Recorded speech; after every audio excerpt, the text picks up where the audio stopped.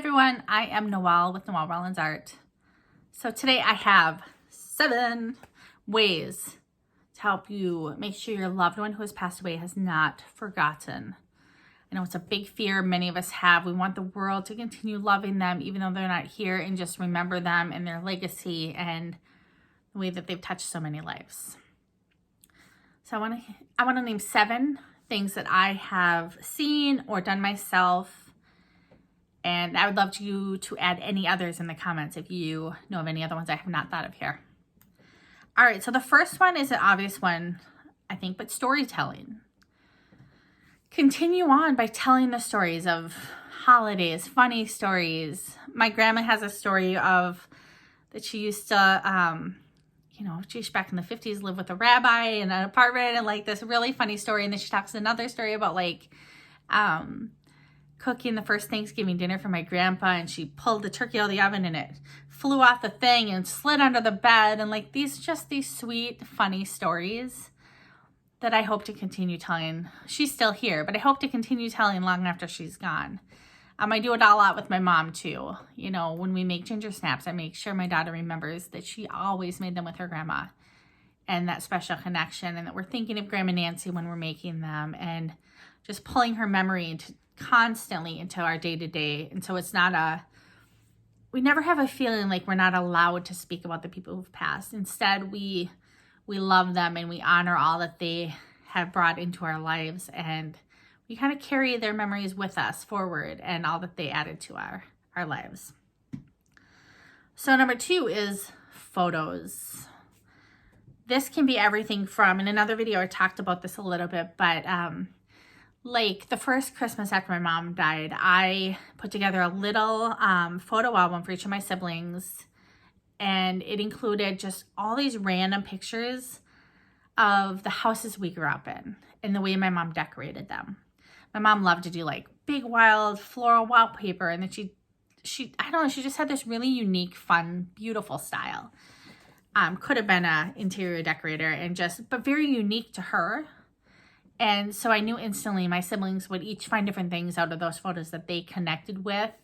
Everything from the coffee cup maybe sitting on the table that they remember, or different plants at different times, or the CD collection on the table that, later was hidden, or just, whatever, different stages of life. Another thing is you can put together a photo album, or almost like there's photo places like Snapfish and Shutterfly and all these things where you can put together an album, and not just photos, but you can actually scan in copies of documents, certificates, letters written. We did this actually for my mom of her recipe cards. We actually scanned in the actual recipe cards. So there was copies, and we put together a cookbook of all of her recipes and the ones we loved the most. And we gave that out as gifts that first year to all of her siblings and her mom and everything. And so we still have it. I still have mine. It's very like falling apart, but it's been well loved and used. And I love seeing her, butter stained, oil stained recipe cards with her writing in that book. So my cousin just did this actually recently, put together one of my grandma for her 100th birthday. And she's still here and everything, but it was such a cool thing. Then we all got to order copies if we wanted to of this book. And it was all of like her and my grandpa's history, and she was a nurse in the Army, and all of these just parts of her life and photos that we had never seen. Amazing thing to have. The third one is music, songs. Can you put together a playlist that reminds you of that person? Where when you want to kind of go back to certain events and think of them, you can put on some music and instantly be transported to a dance with them, a certain event.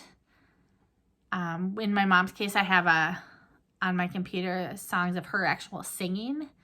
I had never heard her sing in real life, but she actually was a singer before I was born, how her and my dad met. And so I just had this music of her singing that once in a while I'll just listen to and just feel a connection to her.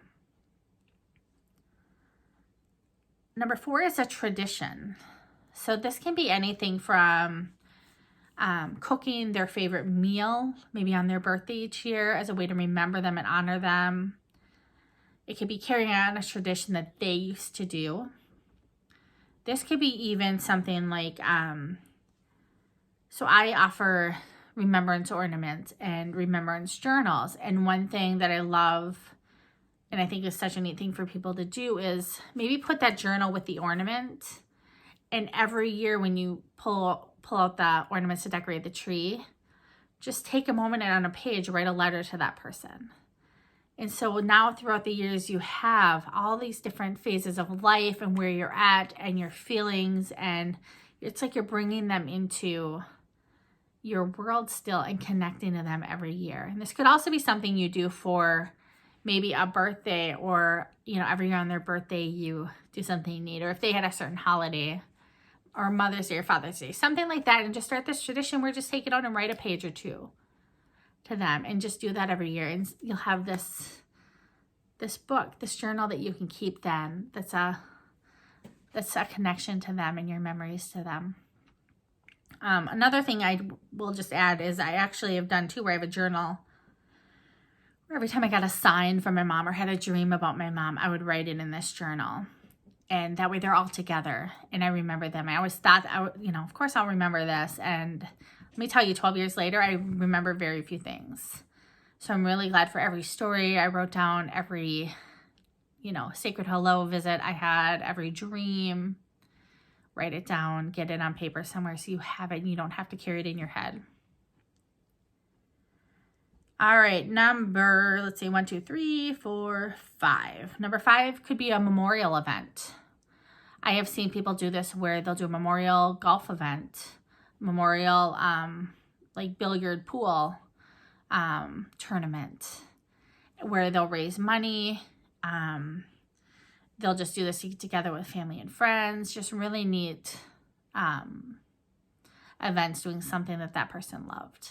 I just think that's such a beautiful thing. It could be anything. It could even be like getting together and having an afternoon tea or a brunch, honoring that person.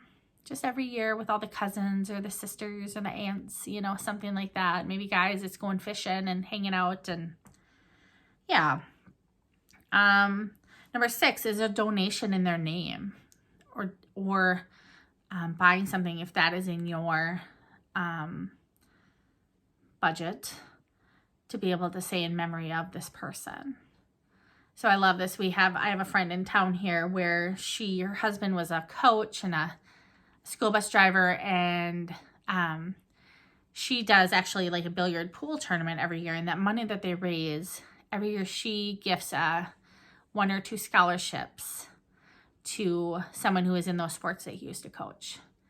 I just think what a beautiful thing. It's the scholarship is named after him, and it's a way that she can carry on his legacy and what mattered to him and get to feel him still making a difference. And it's beautiful to think about. Number 7, and just be around your home. Decor, wall art, figurines, something that matters